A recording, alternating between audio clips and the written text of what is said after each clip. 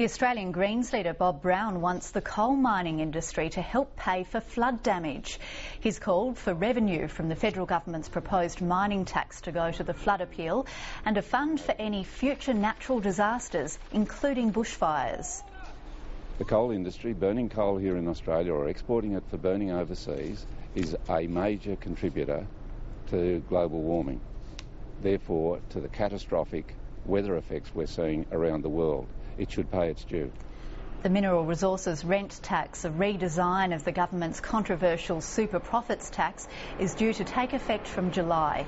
Senator Brown says he'll discuss the issue with the Federal Treasurer Wayne Swan when Parliament resumes next month.